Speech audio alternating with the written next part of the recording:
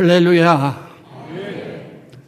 주님의 평화가 여러분의 마음속에 충만하게 임하기를 축원합니다. 요즘 코로나 때문에 제가 잘 움직이지를 못합니다마는 만나는 사람들에게 제가 묻습니다. 요즘 살기가 어떻습니까? 물으면 좋다라고 대답하는 사람이 별로 없어요.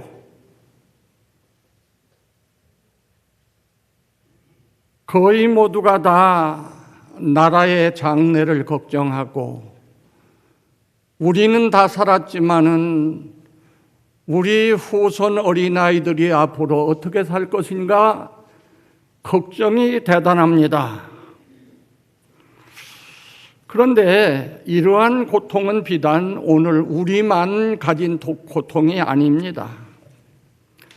오늘 본문을 보면 애굽에서 나왔던 이스라엘 백성도 곧장 가나안 땅에 들어가지 못하고 40년 동안 광야 생활을 통해서 말할 수 없는 고통을 겪었습니다. 광야라고 하는 곳은 사막입니다. 거기에는 마실 물이 없고 먹을 양식이 없습니다.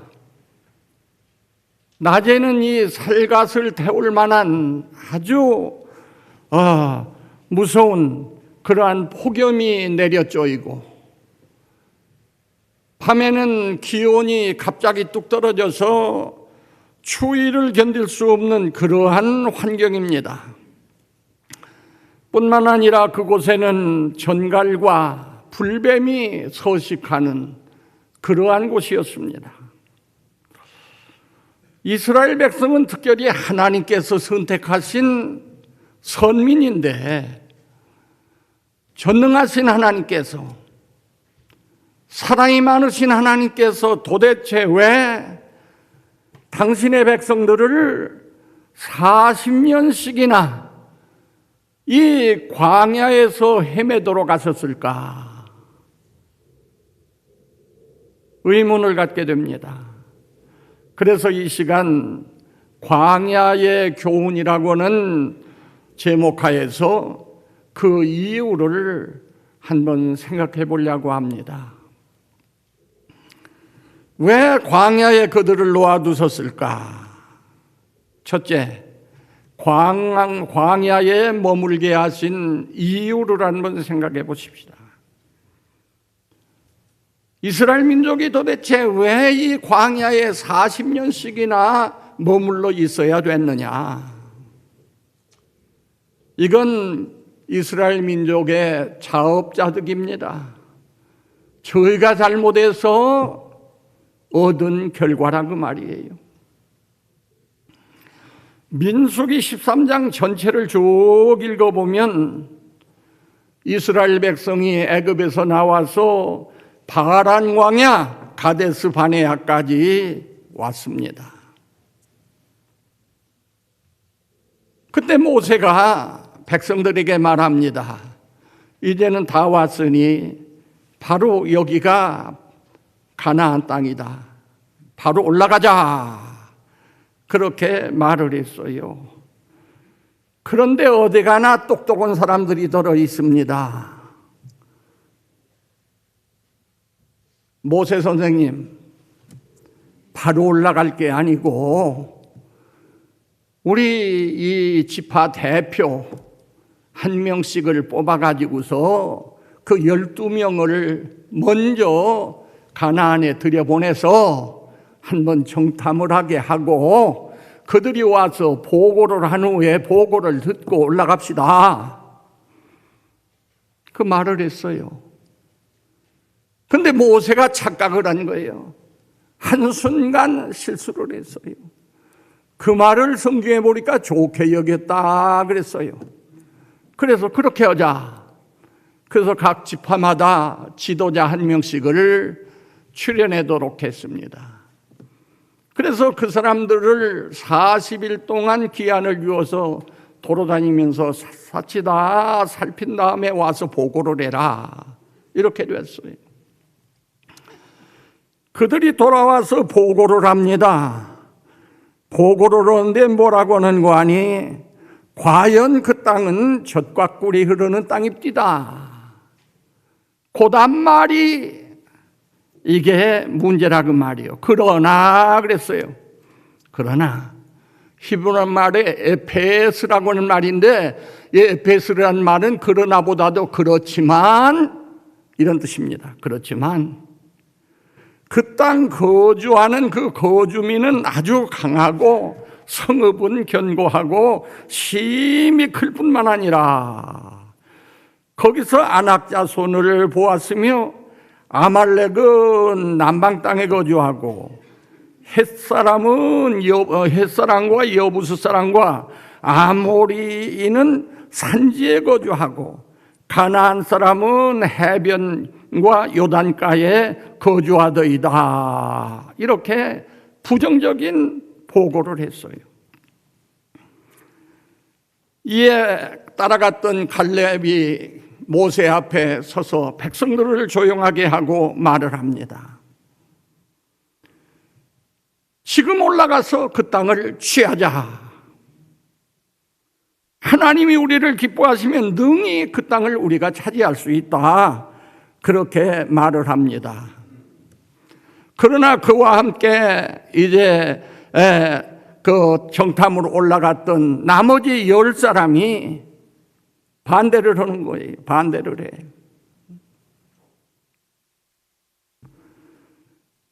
그 반대 내용이 뭐인고 하니 거기에 가보니까 그 사람들은 키가 얼마나 큰지 모르고 힘이 있는 그러한 사람들이라. 네피림이라고 해요. 네피림은 오늘날 우리말로 말하면 거인, 폭군, 약자를 그냥 못살게 구르는 그런 못된 깡패, 이런 뜻입니다. 네피림.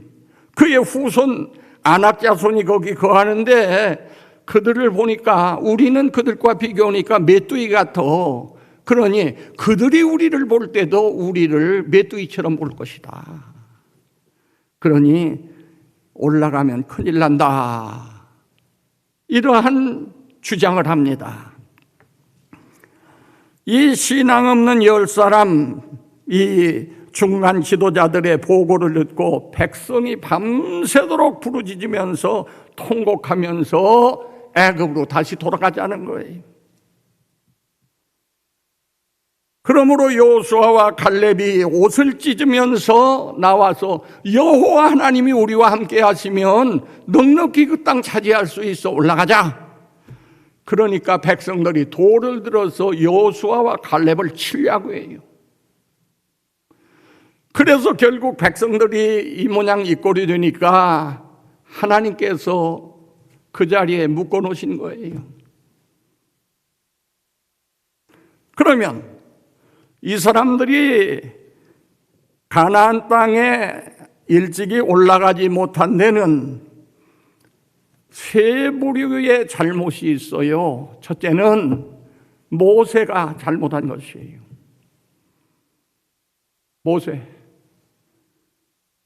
모세는 지도자요 하나님의 종입니다. 하나님이 올라가라 했으면은 끝까지 올라가자 해야 하는데 교인 대표 몇 사람이 그것보다도 이게 좋을 것 같으니까 모세가 그 말을 좋게 여겼다. 성경에 그렇게 기록이 됐어요. 좋게 여겼다. 그래서 그들의 말을 듣고서 12명 정탐꾼을 선발해 가지고서 들여보냈던 거예요. 그런데 그들이 와가지고 하는 얘기가 들어가면 큰일 난다는 거예요. 큰일 난다는 거예요. 그렇기 때문에 모세의 첫째 이 잘못입니다. 그렇기 때문에 성경에 보면은 신명기 1장 37절에 보면 그 때문에 모세는 가나안 땅에 못 들어가도록 하나님께서 너는 안 된다. 여지껏 수고했지만 안 돼. 그래서 모세 가나안 땅에 못 들어갑니다. 그 다음에는 이 중간에 있는 이 중간 지도자, 중간층. 이게 문제라고 말이야. 이 신앙 없는 사람들 지도자로 세워놓으니까 이 모양이 꼴이 됐어. 그리고 무식한 이 신앙 없는 일반 대중, 이게 문제입니다.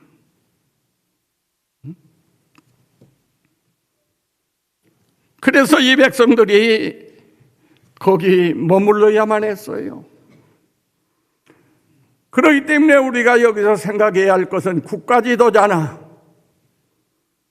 국가의 중간 지도자들이나 교회의 지도자나 이 지도자 선발에 우리가 정신을 차리고 신중을 기해야 돼요.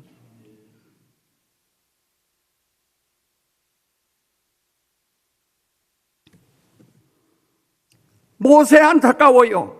40여 년 동안을 자기 백성을 위해서 수고했는데 피스가 산정에 올라가서 건너다만 보고 못 들어갔어. 못 들어간 이유는 두 가지예요.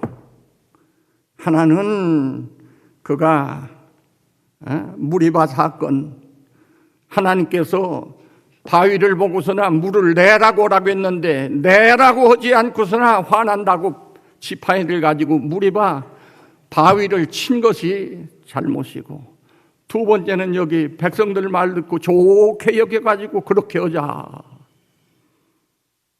이 두 가지 잘못해가지고서 거기를 못 들어갔어요. 지도자 된 사람의 삶의 행동의 원리는 하나님의 말씀이에요. 하나님의 말씀이 가라 하면 가고 쓰라 하면 쓰고 해야 할 일이지, 이 사람이 저 사람이 어쩐다고 날마다 여기저기 휘둘리면 모세꼴이 되고 만다 그 말이에요. 그래서 이 지도자가 중요한 것입니다. 그래서 하나님께서 못 들어가게 했어요. 그래서 40년 동안을 광야에 잡아놓으셨는데 그 광야에 두신 목적은 무엇이냐? 두 번째로 목적이 뭐냐? 남자들은 다 군에 갔다 온 분들인 줄 압니다. 훈련을 받는데 유급당하는 사람이 있어요. 제대로 배운 대로 안 하면 그 사람 떨어져. 그 다음 날 그 훈련 또 받아야 돼. 그 통과를 해야 앞으로 나갈 수 있는 것입니다. 신앙의 세계도 마찬가지예요. 이스라엘 백성들 전부가 신앙생활에 낙지생이 됐어. 그래서 광야라고 하는 이 재훈련소에서 다시 훈련을 받기 시작하는데 하나님이 여기 잡아놓으신 까닭은 5가지 목적이 있어요. 오늘 본문 2절에 보니까 첫째는 이는 너를 낮추시며 그랬습니다. 너를 낮추기 위해서. 교만해가지고 하나님의 말씀에 순종하지 않고 올라가라는데 그렇게 하지 말고 이렇게 합시다 했던 너희들, 그리고 나는 올라가라고 했는데 너희가 나를 반역해, 그 교만을 꺾고 그들을 낮추기 위해서, 굴복시키기 위해서 40년 동안 호된 훈련을 여기서 받게 됐던 것입니다. 하나님께서 제일 싫어하는 대상이 누구냐? 교만한 자예요. 교만한 자. 교만한 자가 언제나 하나님의 말씀에 순종하지 않고 반역하고 하나님의 뜻을 거스린다고 말입니다. 그렇기 때문에 하나님께서 교만한 자는 놔두지를 않아요. 그대로 놔두지를 않으십니다. 반드시 그 교만을 꺾는다고 말이에요. 사무엘하 22장 28절에 보면 주께서 곤고한 백성은 구원하시고 교만한 자를 살피사 낮추시리라. 낮추시리라. 열왕기하 19장 28절에 보면 네가 내게 향한 분노와 네 교만한 말이 내 귀에 들렸도다.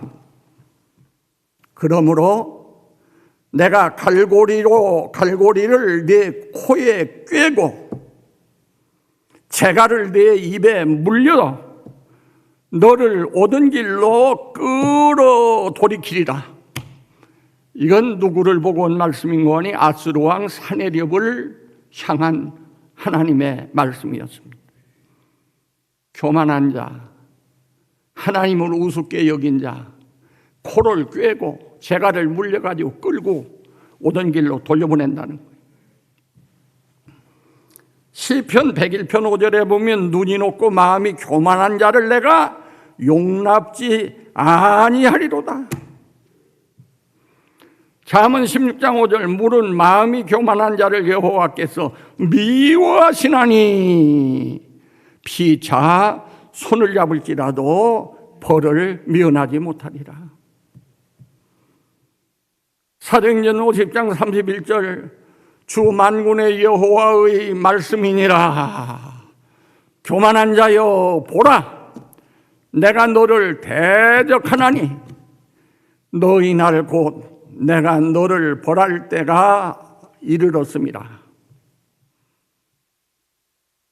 야고보 4장 6절 하나님이 교만한 자를 물리치시고 겸손한 자에게 은혜를 주신다 말씀했습니다. 베드로전서 5장 5절 하나님은 교만한 자를 대적하시되 겸손한 자에게 은혜를 주신다 말씀을 했습니다. 그대로 두지 않아요. 그대로 두지 않아. 노아의 후손들이 바벨탑을 쌓으면서 말합니다. 우리가 이 탑을 하늘까지 닿도록 하고 우리 이름을 한번 내자. 교만한 생각을 가지고 있으니 하나님께서 보시다가 그들의 언어를 다 혼잡하게 해서 흐트러 버리고 말았다고.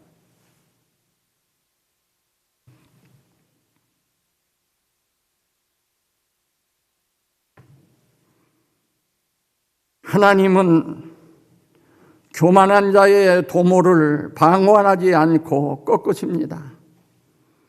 그러므로 시련 중에 있는 우리 성도들은 내가 왜 이러한 시련을 당할까? 왜 광야의 이스라엘 백성처럼 내가 이 모양이 됐는가? 우리는 스스로 반성하고 마음을 낮춰야 됩니다. 이게 바로 사는 길이에요. 반역은 고통을 더할 뿐입니다. 사도행전 26장 14절에 사울아 사울아 네가 어찌하여 나를 박해하느냐? 가시체를 뒷발질하기가 내게 고생이니라. 사울이 주의 교회를 핍박하자 하나님께서 주님께서 하신 말씀이요. 네가 어째서 나 핍박하느냐?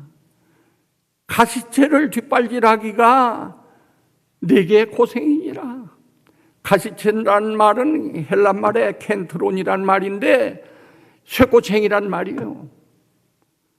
쇠꼬챙이를 발로 차보세요. 제 발만 더 아프지. 하나님을 대항하고 대적하는 것은 쇠꼬챙이를 발로 차는 것과 똑같아요. 똑같아. 결국 망합니다. 그렇기 때문에 하나님께서 반역자를, 교만한 자를 낮추기 위해서 광야에 놓아두신 거예요. 요한계시록 3장 19절에 보면 물은 내가 사랑하는 자를 책망하여 징계한다. 그러므로 네가 열심을 내라 회개하라. 하나님은 사랑의 아버지이시기 때문에 망하도록 그냥 놓아두는 게 아니에요. 채찍을 때려서라도 버리장머리를 고쳐서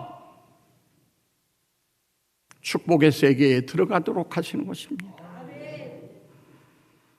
두 번째로 왜 하나님께서 광야에 저들을 그대로 두셨느냐?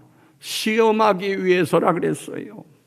2절 하반절에 너를 시험하사 네 마음이 어떠한지 그 명령을 지키는지 지키지 않는지 알려 하심이라 그랬어요. 내 마음이 어떠한지 그 명령을 지키는지 지키지 않는지 그걸 알기 위해서 내가 너희들 여기 고통스러운 광야에 놓아두었다.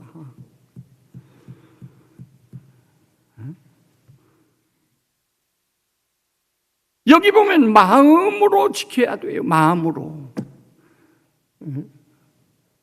옛날에 종들은요, 상전이 이거 허라 하면 싫어도 해요. 왜? 안 하면 매를 맞으니까. 하나님은 그걸 원치 않으시오. 우리가 마음으로 즐거워서 기뻐서 순종할 때 기뻐하시지. 마지 못해서 옛날 노예들이 주인의 매가 무서워서 하듯이 그렇게 하는 거 원치 않으십니다. 그래 여기도 너희를 시험하사 네 마음이 어떠한지 그랬어요. 진정 즐거워서 기뻐서 하나님의 말씀을 순종하는지 않는지 그걸 보시기를 원한 겁니다. 신명기 5장 6장 5절에 보면 너는 마음을 다하고 뜻을 다하고 힘을 다하여 네 하나님 여호와를 사랑하라 그랬어요. 첫째가 마음이요. 마음 다하고 뜻을 다하고 그 다음 힘을 다해서 하나님 사랑하라. 마음은 없는데 껍데기로 하는 거 그거 하나님께서 제일 싫어하시는 거예요. 고린도후서 9장 7절에 보면 각각 그 마음에 정한 대로 할 것이요 인색함으로나 억지로 하지 말지니 하나님은 즐겨내는 자를 사랑하시느니라. 즐겨서 하는 자를 사랑하신다. 즐긴단 말 힐라로스란 말인데 힐라로스 이 말은 즐거이 기쁨으로 신속하게 이런 뜻입니다. 즐거운 마음 기쁨으로 얼른 신속하게 순종해야 돼요. 그걸 보기 위해서 잡아놓으신 거예요. 세 번째는 사람이 말씀으로 사는 것을 가르치기 위해서. 3절을 보세요.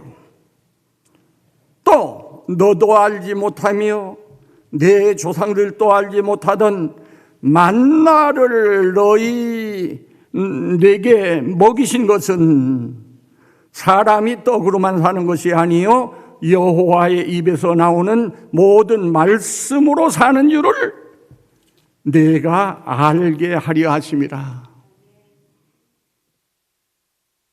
뭘로 산다고요? 말씀으로 사는 것을 알게 하기 위해서. 사람이 살아가는 방법도 참 가지가지요.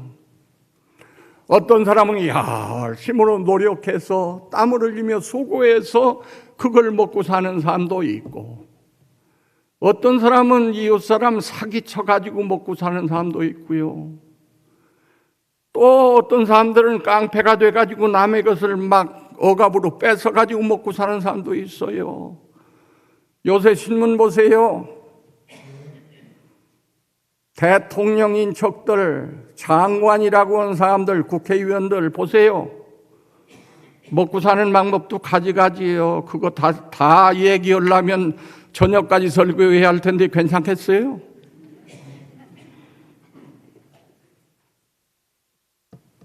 먹고 사는 방법도 가지가지라고. 어떤 사람은 7전8기라 해서 7번 실패했다가 8번째 성공을 한 사람이 있어. 그래가지고서 잘 성공한 사람도 있고, 어떤 사람들은 실패 거듭오는 사람도 있습니다. 그런데 인간의 노력만으로 사는 게 아니에요. 하나님의 입에서 나오는 말씀으로 사는 것을 깨우치기 위해서 저들을 여기 잡아놓고 훈련시키는 거예요. 여러분, 40년 동안 이스라엘 백성들이 광야에 있으면서나 뭐 농사를 짓고 살았습니까? 아니면 장사를 해서 먹고 살았습니까? 어떻게 살았어요? 하나님의 말씀으로 살았어. 애굽에서 나와가지고 어떻게 됐어요? 그 사람들 마라라고 하는 곳에서나 물을 만났는데 물이 써서 마실 수가 없어. 그러니까 또 지도자를 원망합니다. 그 모세가 답답하니까 하나님 어찌할까요? 저기 보이는 게 뭐냐? 나무 올시다. 그 나뭇가지 하나 꺾어서나 물에다 던져라. 그래서 던졌더니 쓴물이 단물이 됐어. 그래서 실컷 먹었어요. 또 가다가서나 물이 없어서 그 200만 원 넘는 사람들이 그거 얼마나 고통스럽겠어요. 물이 없다고 또 원망하니까 하나님 어찌할까요? 저 반석을 네 같은 지팡이를 가지고 쳐라. 반석을 쳤더니 반석이 터지면서 물이 솟구쳐 올라오는데 실컷 먹고 해가를 했어요. 뭘로 살았어요? 말씀으로. 양식 떨어졌어. 양식. 애굽에서 가지고 나온 거 다 떨어졌는데 이제 우리는 굶어 죽는다고 아우성이니까 모세가 하나님 어찌할까요? 그래, 내가 비상식량 하늘로부터 내리는 양식을 주마 하더니 다음 날 뭘 줬어요? 만나를 주셨어. 만나 먹어보니까 맛이 나요? 요 앞에 만나, 여기에 만나 식당 있지? 만나 식당. 만나요? 그 만나가 아니요. 이 만나라는 건 원래 이름이 만후였어요. 만후란 말의 뜻은 뭐냐? 이게 뭐냐? 그런 뜻이에요. 처음 보는 거기 때문에. 조상들도 못 먹어보고, 뭐 이건 보기를 처음 보니까 만후, 이게 뭐냐? 그런 뜻인데, 그게 만나가 됐어. 하늘 양식이요. 하나님이 주신 거예요. 이스라엘 민족이 40년 동안 광야 생활하면서 한 끼도 굶지 않고 만나를 먹고 살았어요. 하나님의 입에서 나오는 말씀으로 살았다고 말이에요. 아이고, 이제는 고기를 먹고 싶은데 하니까 하나님께서 메추라기 떼를 몰아다가 진에 쏟아 부었어요. 그래서 실컷 먹고서는 그냥 입에서 냄새가 나서 더 이상은 이제 물려서 안 먹겠다고 할 정도까지 실컷 먹여주었다고 말이에요. 상업을 했습니까? 농사를 했습니까? 아니면 석유를 파서 팔았습니까? 바로 이걸 하나님께서 가르치기 위해서 잡아놓으신 거예요. 하나님의 입에서 나오는 모든 말씀으로 사느니라. 오늘 우리가 하나님의 말씀대로 살아가지고 못 살 사람은 없어요. 제껴내 가지고 장사하다가 실패할 수도 있고 뭐 할 수는 있지만 하나님의 말씀대로 해가지고 못 산 사람은 없다고 말이에요. 그래서 3절에 사람이 떡으로만 사는 것이 아니에요. 여호와의 입에서 나오는 모든 말씀으로 사는 줄을 네가 알게 하려 하심이라 분명히 말씀하십니다. 말씀 손정하세요. 그 다음에 또 하나, 왜 여기 잡아두셨는가? 징계를 생각하라. 징계. 5절로 6절.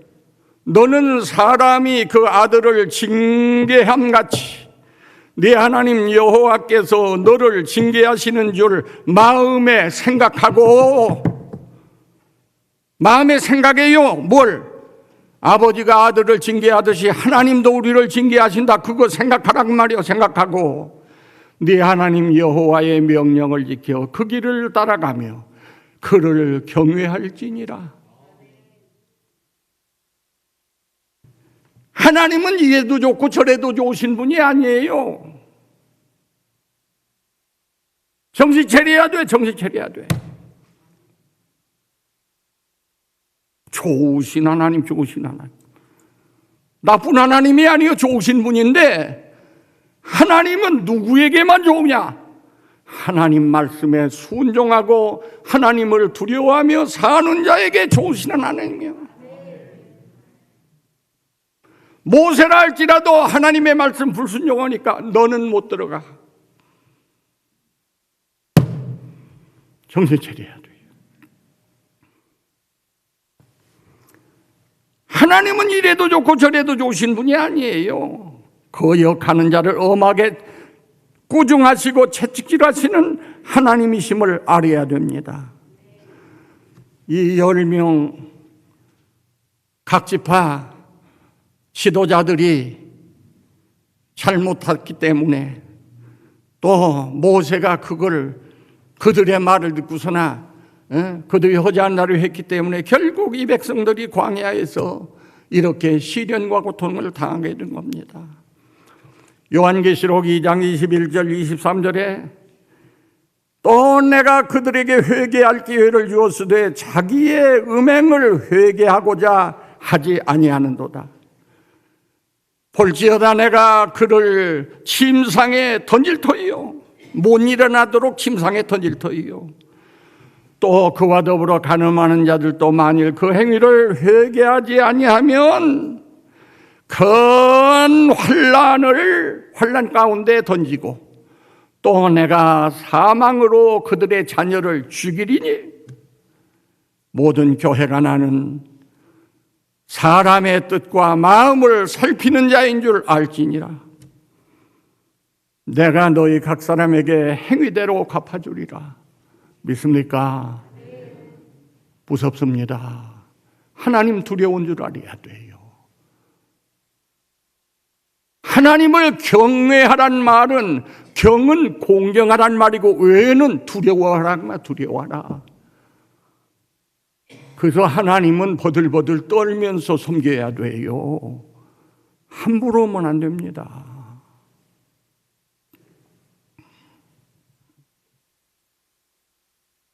고린도전서 11장 32절 우리가 판단을 받는 것은 주께 징계를 받는 것이니 이는 우리로 세상과 함께 정죄함을 받지 않게 하려 함이라.